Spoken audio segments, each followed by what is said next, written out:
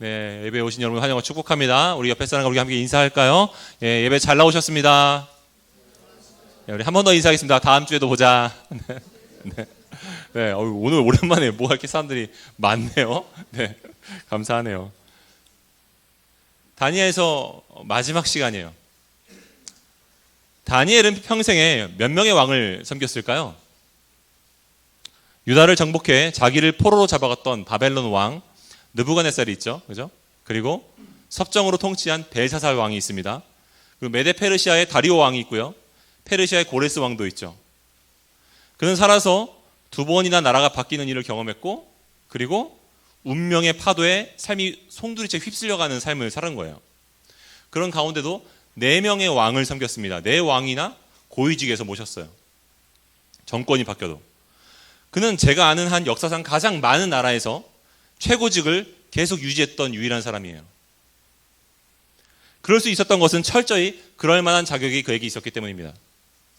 그는 한 사람으로서 고귀한 삶을 살았어요. 우선 업무에 필요한 능력이 탁월했고요. 그리고 뿐만 아니라 진실성이 있는 사람이었습니다. 믿을 수 있는 사람이라는 거죠. 믿음직한 사람. 다리오 왕에게는요, 120명의 지방 장관들이 있었습니다. 그리고 그 위에 총리 셋을 두었어요. 이 총리들을 둔 이유는 왕에게 조금도 손해가 없게 하기 위해서, 그들을 관할하게 하기 위해서 허락한 겁니다. 다니엘서 6장 2절을 보면요, 그 이유가 나오죠. 왕에게 손해가 없게 하려 함이라. 네. 그런데 사실 어딜 가나 낭중지추란 말 아십니까? 낭중지추 무슨 뜻이죠? 주머니 속에 있는 바늘은 주머니를 뚫고 나간다는 뜻이죠. 그렇죠? 총리들이 가진 탐욕이 그들이 가진 권한을 뚫고 나가는 거죠. 그 총리들은 사적인 이익을 추구하기 시작했습니다. 그 자리에서. 그래서 왕은 그 중에 믿을 수 있는 사람이 없다고 생각했어요.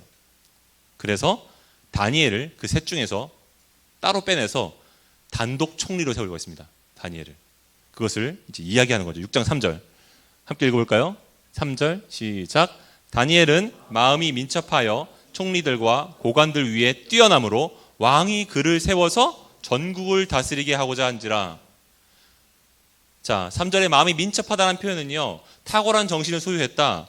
그의 개인적인 능력이 다른 사람보다 뛰어났다라는 거예요. 업무적인 능력이. 4절에 아무 허물도 없다라는 표현이 등장하는데요.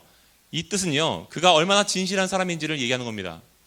털어도 먼지가 안 나는 사람이 다니엘인 거예요. 실력이 있는데 성실하고 진실해서 부패의 기밀을 누구도 찾아낼 수 없는 사람. 다니엘은 이 반기독교적인 세상 속에 살아가고 있는 그리스도인들의 가장 아름다운 모범입니다. 고용주에게 조금도 손해를 끼치지 않는 사람. 종교는 달라도 믿을 수 있는 사람, 다니엘. 저는 직장을 다니는 우리 청년들이 모두 이와 같은 사람이 평가되기를 기도합니다.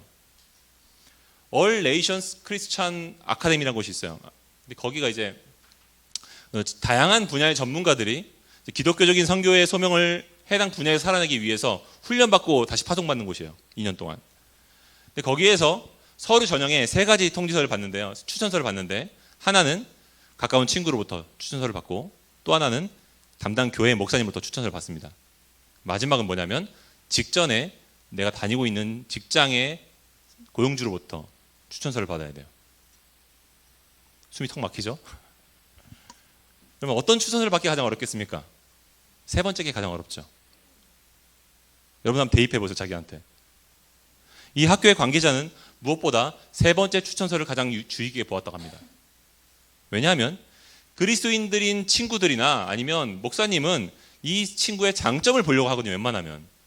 그런데 직장인들은 안 좋은 면을 더 잘 보거든요. 그가 한 말을 들어보죠. 나는 그들이 비기독교적인 이 직장에서 어떤 인상을 남겼는지를 알고 싶었다.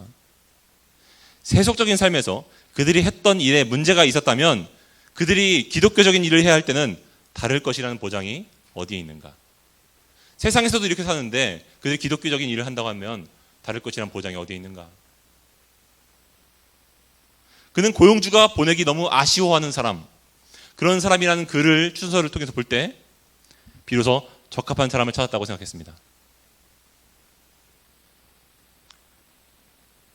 마찬가지로 다니엘도 그런 사람이었어요. 그래서 나라가 바뀌어도 그의 능력은 인정받고 진실함을 보아서 계속 새로운 정권들에서 그를 사용했습니다.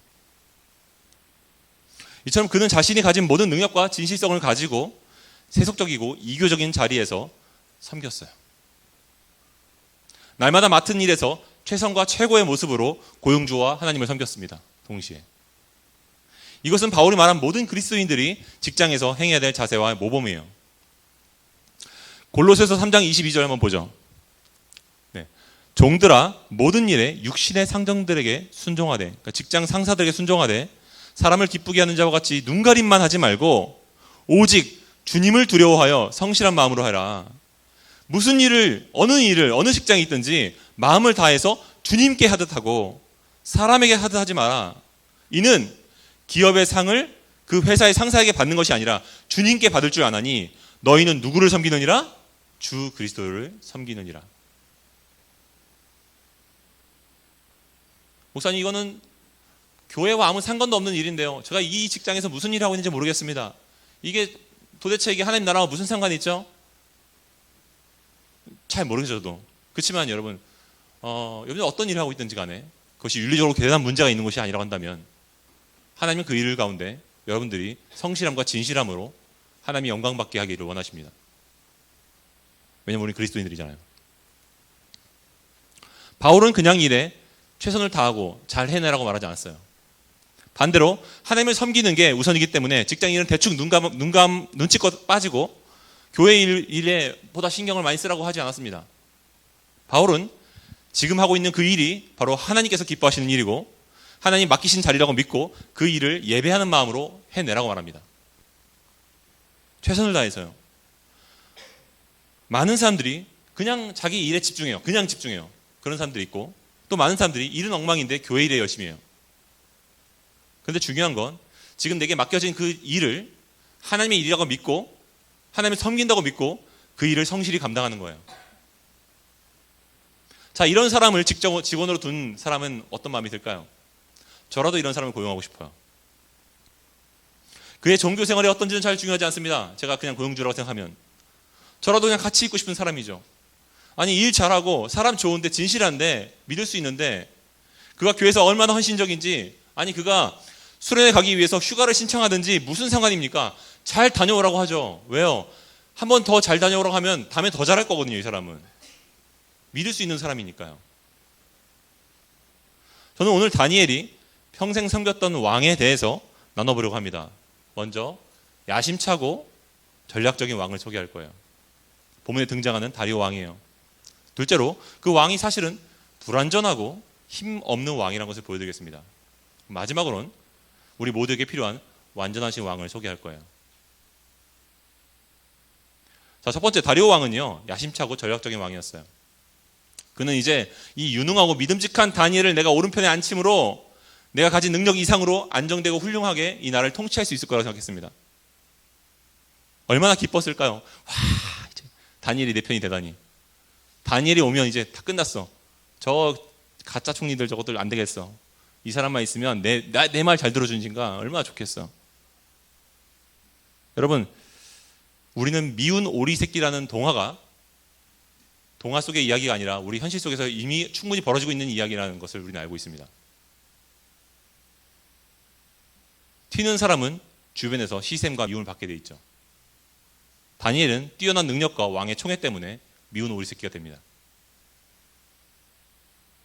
다른 총리들과 장관들이 다니엘을 단독 총리의 직에 오르지 못하게 하려고 방법을 찾습니다. 왜냐하면 그들은 왕의 국고에 손해를 끼치면서 자기들이 관행처럼 얻던 유익이 있었거든요. 다니엘이 최고직에 오르게 되면 다시는 그런 일을 하지 못할 것입니다. 그들은 다니엘을 끌어내려야 됐어요. 자기 이권들을 위해서. 그런데 아무리 그를 수사해봐도 허물도 찾지 못하는 거예요. 그들은 그때 왕에게 가서 말합니다. 왕이시여, 당신의 나라에 새로운 법이 필요합니다. 30일 동안 누구든지 왕이 아닌 다른 신이나 아니면 어떤 힘 있는 사람에게 찾아가서 도움을 구하는 사람이 있다고 한다면, 어떤 신에게 찾아가서 도움을 구하든지 아니면 사람에게 힘 있는 사람에게 찾아가서 도움을 구한다면 그것은 왕이 힘이 없다라고 생각하는 것으로 간주하고 그들을 벌하십시오. 그렇게 말한 거예요. 30일 동안이요. 왕의 권위를 세우는데 이보다 좋은 것은 없을 겁니다. 그리고 그들을 벌할 때 그런 사람이 나오면 사자굴에 던져 넣으십시오. 그래서 모든 도움은 당신으로부터 온다는 것을 사람들이 알아야 됩니다.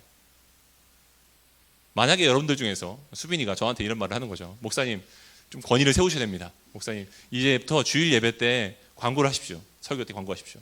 지금부터 다음 주부터 주일 예배 시작이 딱 1분 넘어가면 문을 잠가버리고 예배를 드릴 수 없는, 너의 영혼은 예배를 드릴 수 없는 상태다라고 광고하시고 철저하게 광고하십시오. 그래서 막 그렇게 얘기해주면 뭔가 저를 또 세워주는 것 같으니까 제가 어떤 마음이 들지 모르겠어요. 근데 막 이제 그렇게 목사님이 더 막 권위적이 되셔야 되고 막 애들이 목사님 말에 꼼짝도 못해야 되고 그럼 막 저 좋을지 모르겠어요. 근데 제 판단이 흐려지지 않겠습니까? 그런 얘기 들으면.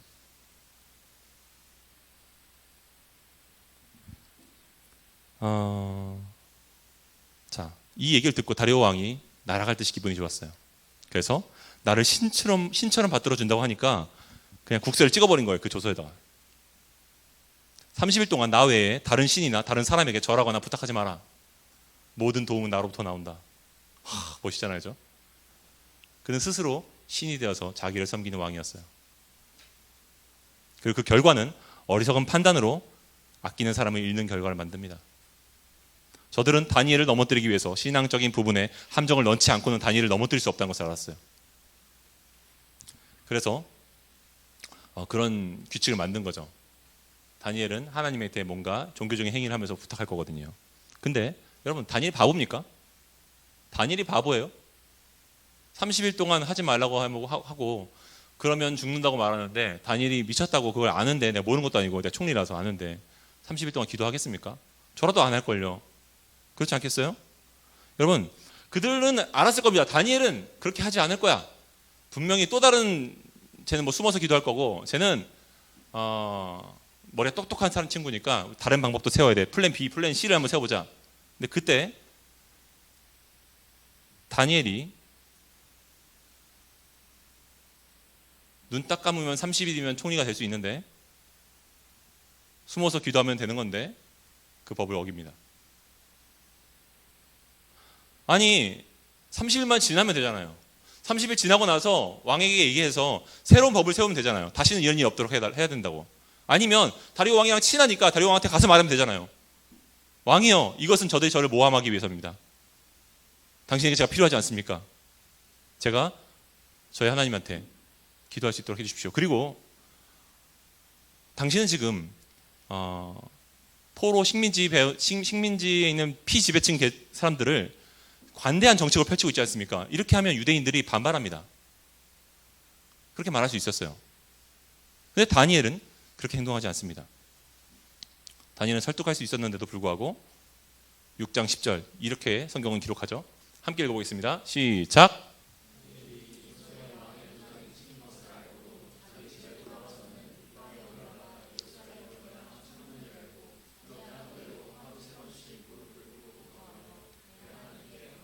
그것을 알고도 아마 가장 놀란 사람은 덫을 놓은 사람들이었을 거예요.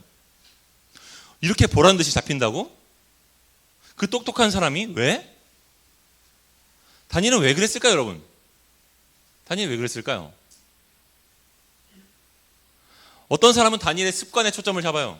그래서 이렇게 말합니다. 다니엘은 기도의 습관을 따라서 습관을 지키기 위해서 하루 3번 하던 대로 기도를 했다고요. 여러분, 그렇다면요, 다니엘처럼 정해놓은 시간에 기도를 습관해서 기도해야 된다고 우리는 기도의 중요성을 이야기할 수 있겠죠. 근데 이 본문은 기도의 습관에 관심을 두고 있는 게 아니에요. 오히려 그가 그날 거기서 기도한 이유에 관심을 두고 있습니다. 11절에 보면요, 그가 기도하자 사람들이 금세 발견하죠.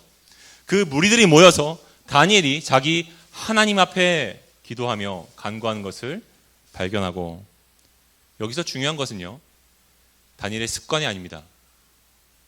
여기서 중요한 건 그들이 볼 때 다니엘이 자기의 하나님 앞에서 기도했다는 거예요. 왕의 명령을 부인하고.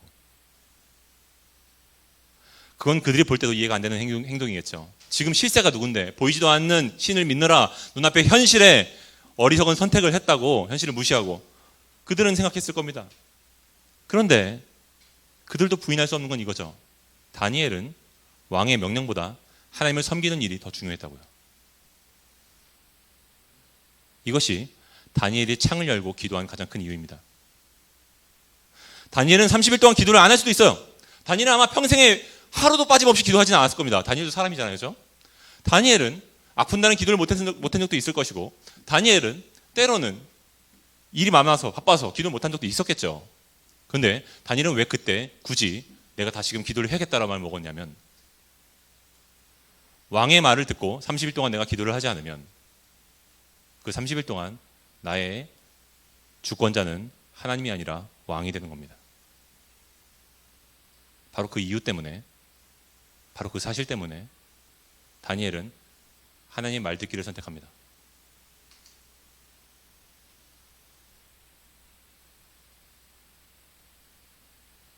여러분, 다니엘은 30일만 눈을 감으면 되잖아요. 30일만 직장 상사의 눈에 밖에 안 나면 됩니다. 그래야 승진하는 거예요. 그래야 성공하는 거예요.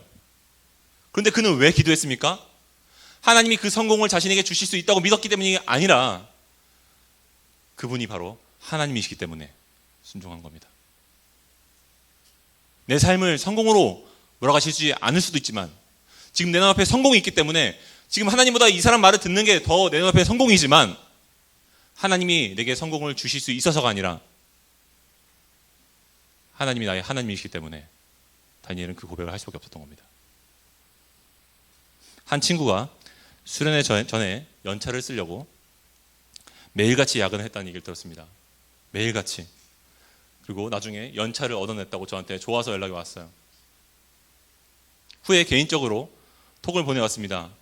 제가 예전에 찬양팀을 섬길 때는, 예전 교회에서 찬양팀을 섬길 때는 저는 제 목소리가, 제 노래가 사람들한테 멋지게 보이길 바랬고, 사람들이 나를 칭찬해 주길 바랬습니다.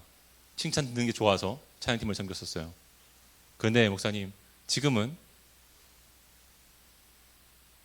우리 청년들이 저를 통해서 하나님을 조금 더 예배할 수 있다면, 다른 사람이 예배를 도울 수만 있다면 저는 그걸로 너무 행복한 것 같습니다. 또 한 친구가 이런 말을 했습니다.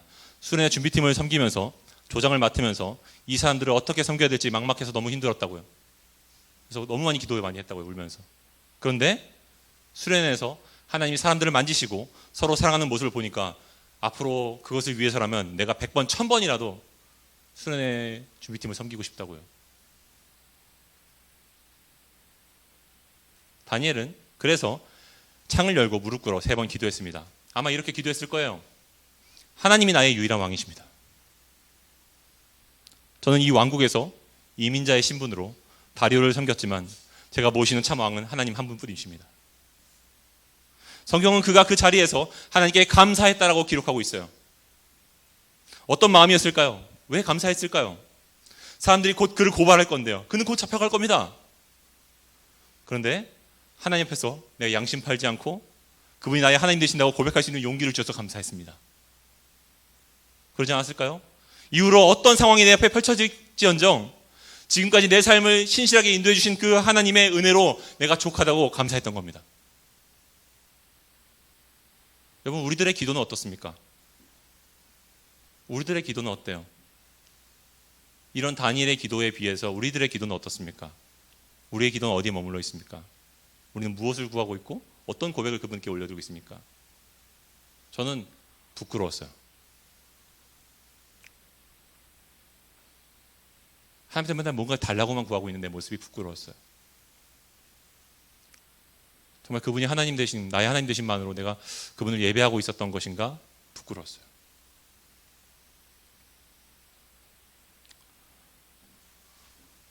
또한 그가 예루살렘을 향한 창문을 열었다는 점을 주목해 보십시오. 성경은 예루살렘을 향한 창문을 열었다고 기록하고 있거든요. 왜 예루살렘을 향해서 열었을까요? 열왕기상 8장 48절에 보면요. 없어요, 여기는. 그 하나님께서 약속대로 앞으로 사로잡혀온, 하나님이 예고하셨던 거죠. 사로잡혀온 곳에서 예루살렘을 향해서 너희가 기도할 때 들으신다고 말씀해 주셨던 거예요. 이것은 그의 삶의 지향성을 보여주고 있습니다. 다니엘은 어느 곳에서든지 하나님께 방향을 두고 사는 거예요. 그분의 뜻과 목적을 자기 삶에 받아들인 겁니다. 하나님의 뜻과 목적을 자기 삶에 받아들인 거예요. 예루살렘을 향해 열어서요. 그래서 크리스토퍼 라이트는 이렇게 말합니다. 열린 창문에 대해 생각할 때 나는 그것을 탈출구가 아니라 진입 통로로 이해한다. 그건 다니엘의 탈출구가 아니에요. 하나님한테 하소연하기 위한 자리가 아니었습니다. 그것을 진입 통로로 이해한다. 즉, 이 창문은 다니엘의 기도를 내보내는 통로가 아니라, 부탁하는 통로가 아니라 예루살렘에 하나님이 자기로 들어오시는 통로였다. 다니엘의 기도의 삶은 정치와 행정이라는 고단한 일상으로부터 도피가 아니었다. 오히려 날마다 그의 기도는 이스라엘의 하나님의 능력과 임재를 그가 하는 일 속으로 초대하고 들어오게 하는 수단이었다. 하나님의 뜻이 무엇입니까? 하나님 원하시는 자리가 무엇입니까? 제가 여기서 어떻게 해야 됩니까? 그리고 마치 이것은 예수님이 기도하셨던 것과 비슷한 거겠죠. 감람산 위에서 아버지가 바라는 것이 있습니다. 할 수만 있거든 이 십자가를 제가 지지 않도록 해주십시오. 그런데 아버지의 뜻이거든 아버지 뜻을 이루소서, 그거죠. 기도는 우리의 간구를 드릴 수 있죠. 그렇지만 기도의 끝은 하나님의 뜻에 우리가 순복하는 거죠. 다니엘의 그날의 기도는 습관 때문이 아니라 하나님이 그의 삶의 주인이시기 때문에 드린 거였습니다.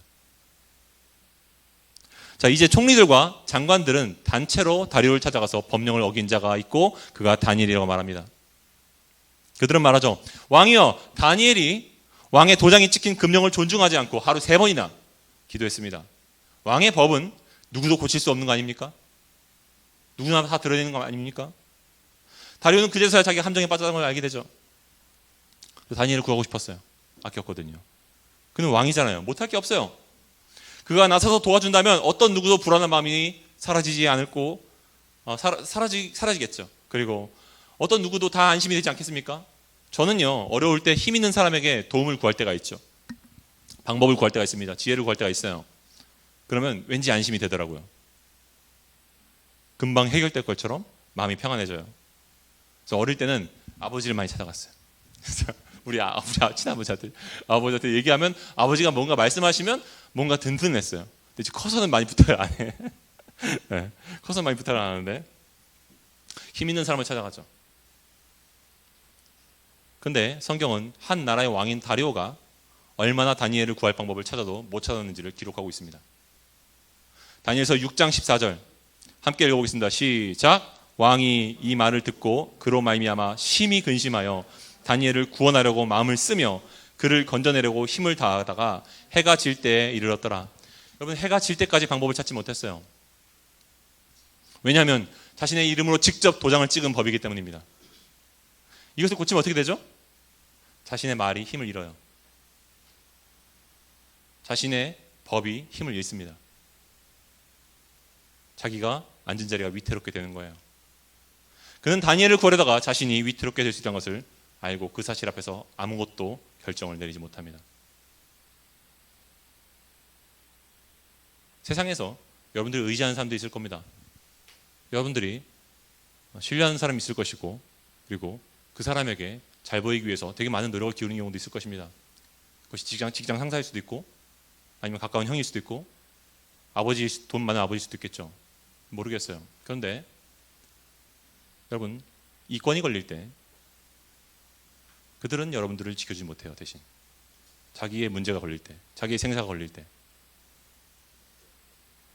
다리오 왕은 모든 것을 할 수 있는 왕이었지만 자기의 생사가 걸릴 때 그를 선택하지 못합니다. 그때 사람들이 다시 와서 왕을 찾아오죠. 왕도 알다시피 왕이 세운 법은 아무도 고치지 못하지 않습니까?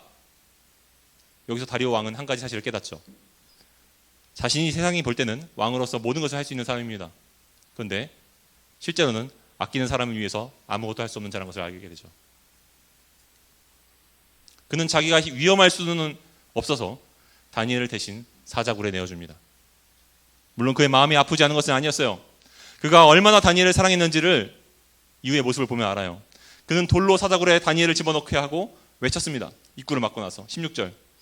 네가 항상 섬기는 너의 하나님이 너를 구원하시리라. 왕은 궁에 돌아가서는 밤새 식음을 전폐하고 잠자기를 마다했다고 성경은 기록하고 있습니다. 다음날 새벽에 동이 트자마자 그는 사자굴로 달려가서 울부짖고 말합니다. 20절에 살아계시는 하나님의 종 다니엘아, 네가 항상 섬기는 너의 하나님이 사자들에게서 능히 너를 구원하였느냐. 다리오는 알았을 거예요. 다니엘의 음성은 들리지 않을 겁니다. 그는 절규한 거예요. 그런데 안에서 반가운 목소리가 들립니다. 왕이시여, 왕은 만수무강하소서. 여러분, 과거에는요, 평생 직장이라는 개념이 있었죠. 그래서 사람들이 회사에 애사심을 갖고 모든 것을 걸었어요. 자기 삶을, 시간과 에너지와 물질을 다. 회사가 곧 나고 내 가정이고 내 재물, 내 돈도 막 아낌없이 회사에다가 막 쏟아부으면서 회사가 잘 되기를 바랬죠. 왜냐하면 회사가 내 인생의 미래를 책임질 수 있을 거라 믿었기 때문이에요. 그런데 IMF 이후에 대기업인 대우가 망가졌어요. 대기업도 내 인생을 지킬 수 없다는 생각이 들기 시작하면서 사람들은 회사에 목숨을 걸다가 목숨을 잃은 사람들을 보면서 내 인생은 내게 책임져야 된다는 생각을 하기 시작했습니다. 사람들은 최근에 이제 그 일 있죠. 국민대 졸업식에서 가수 이효리 씨가 축사를 했어요. 네. 그때 그녀가 그렇게 한 말도 이런 이유죠. 그녀의 생각은 내 인생은 내가 책임져야 된다는 생각에서 비롯된 것들입니다. 이런 말을 했어요. 아무도 믿지 말라. 인생은 어차피 독고다이다. 지금 내가 하고 있는 말도 듣지 마라. 어차피 내 말 안 들을 테니까. 당신은 당신들이 원하는 대로, 당신 안에 있는 생각대로 마음껏 하십시오. 니체의 사상에 기대고 있는데, 여러분, 저는 이효리 씨 좋아해요. 되게 좋아합니다. 사람들도 그녀의 쿨함을 사랑하죠. 근데 저도 그녀의 이야기가 통쾌하면서도 한편으로는 그것이 사실이 아니기 때문에 마음이 불편했어요. 여러분, 한번 생각해 보십시오. 은지가 있는데, 은지 옆에 다른 형제가 있는 거예요. 지금 가상의 형제가 지금 있는 거예요. 그 사이에. 근데 그 형제가 은지를 좋아해. 근데 걔가 좀 괴짜야, 많이 괴짜야. 은지가 힘들어해. 너무 싫어해. 너무 싫어. 근데 제가 이 괴짜한테 얘기하는 거죠. 네 마음에 있는 그대로 행동해. 네 안에 있는 네 자유대로 살아. 네가 원하는 바로 그거야. 너의 자유를 너를 마음껏 펼쳐. 그럼 은지는 어떻겠어요? 소스라칠 겁니다. 여러분, 우리는 당신의 안에 있는 당신 마음대로 행동하십시오. 당신이 참된 인생의 주인입니다. 당신답게 행동하십시오. 라는 것에 말은 통쾌함을 느낍니다. 근데 내 옆에 있는 사람이 그렇게 행동해서 우리는 불쾌함을 느껴요. 그것은 모순된 말이에요.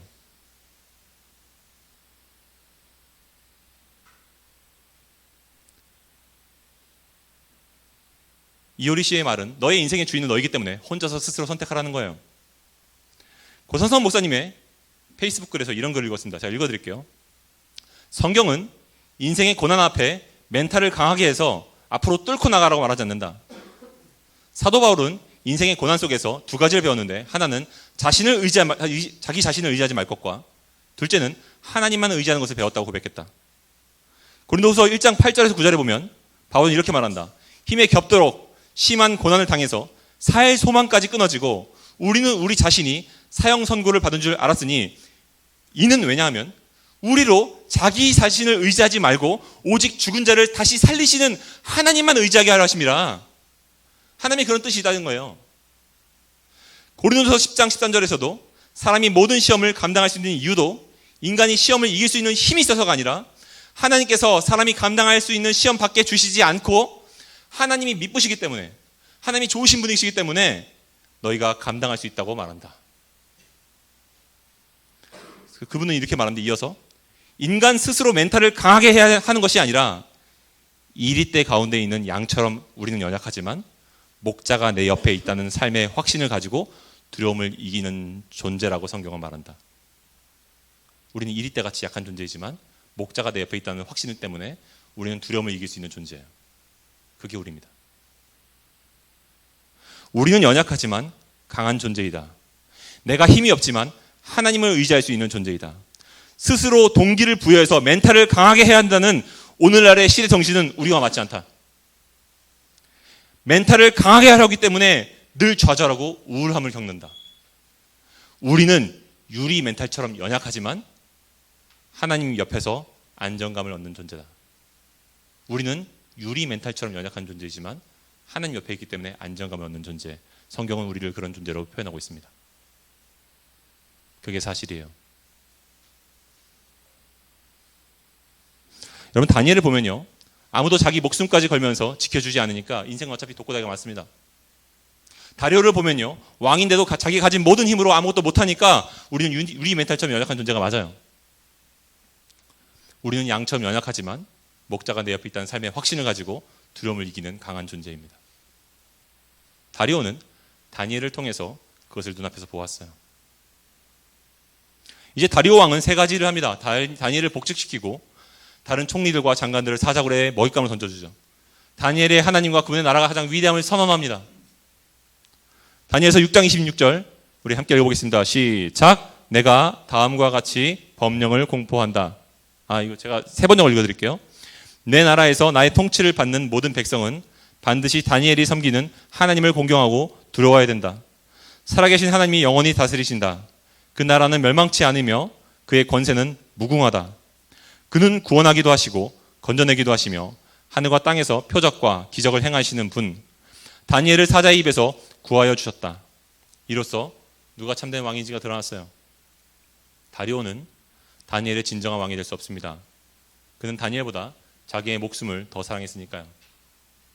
그래서 다니엘을 못 지킨 겁니다. 마지막 얘기를 나눠보죠. 여러분, 다니엘은요, 어떻게 사자굴에서 살아나올 수 있었을까요?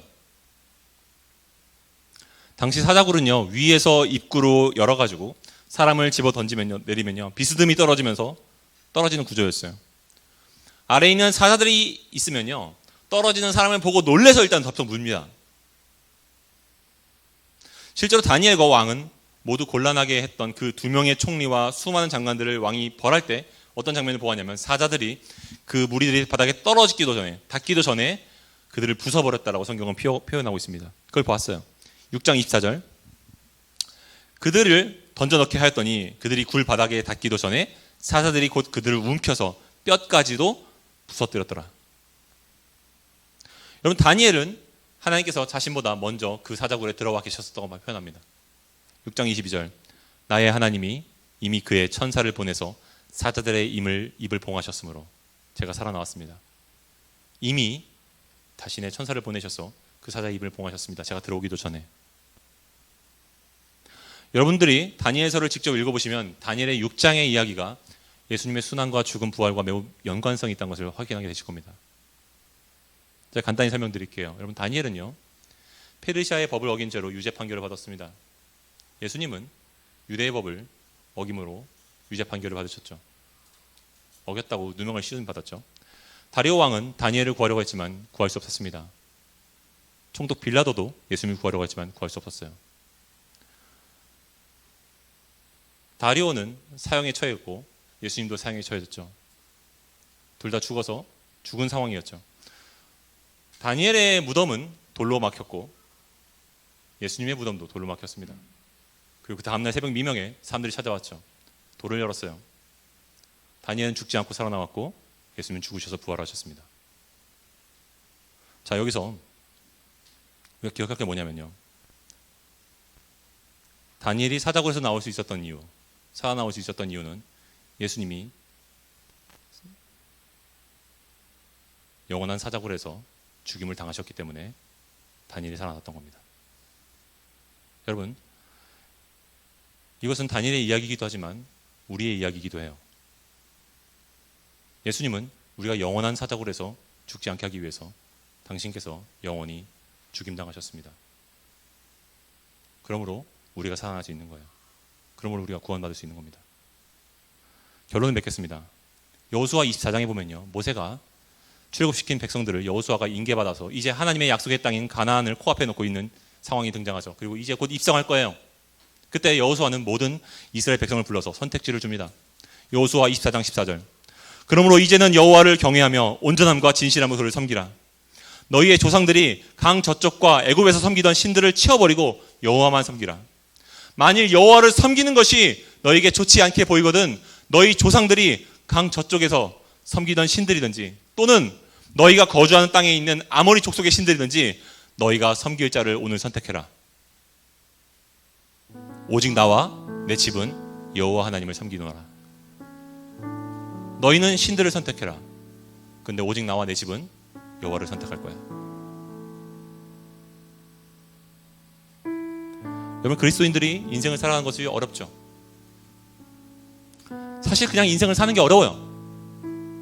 인생이 쉬운 분이 계십니까? 저는 어렵던데요. 그래서 우리는 의지할 만한 것을 계속 찾죠.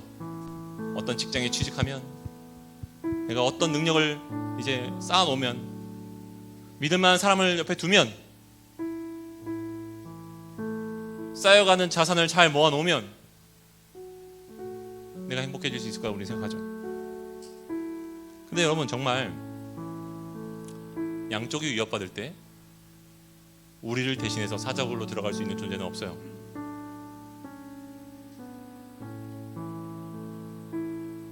여러분들의 친구도, 여러분들 부모님도, 여러분들의 회사의 상사도, 여러분들이 인생을 걸고 있는 그 직장도 여러분들을 대신해서 죽어줄 수는 없습니다. 근데 예수님은 그렇게 하셨습니다. 저는 그래서 예수님이 진정으로 우리의 참된 왕이 되실 수 있는 유일한 분이라고 생각합니다.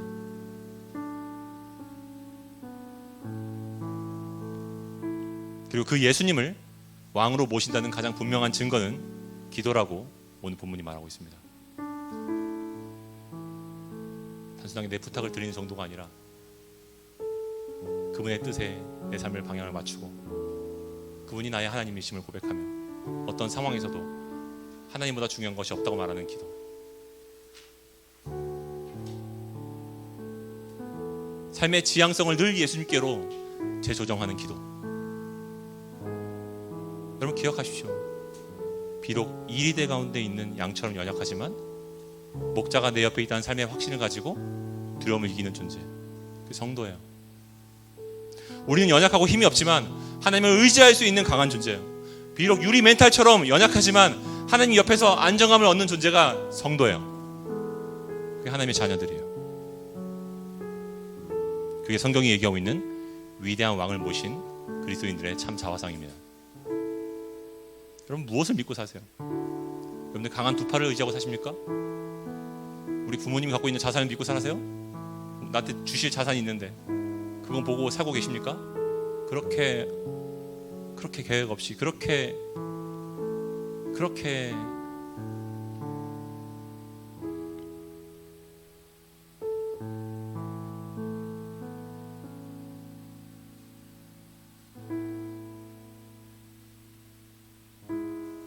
여러분, 우리 앞에 문제가 있죠. 근데 기도를 통해서 하나님을 의지하며 문제가 때로 해결이 되지 않더라도 그분이 나의 왕이시기 때문에 나는 하나님을 선택합니다 라고 고백할 수 있는 그 참된 신앙이 우리 안에 있기를 원합니다. 그래서 정말 저열한, 정말 그 비참한 모습으로 우리가 하나님 앞에서 신앙생활하고 간보면서 그렇게 대충 살아가는 게 아니라 만왕의 왕이시고 나를 위해 구원하기 위해서 십자가에 달려 죽기까지 하신 그분의 사랑을 반응해서 바로 그 사실 때문에 내 눈앞에 어떤 큰 유혹이 있더라도, 아니 큰 위험이 닥쳤더라도 그분이 나의 주님이심을 고백하는 우리 되었으면 좋겠습니다. 그 참된 신앙이 우리 있기를 원합니다. 우리 함께 찬양하기 원합니다. 주만 의지해.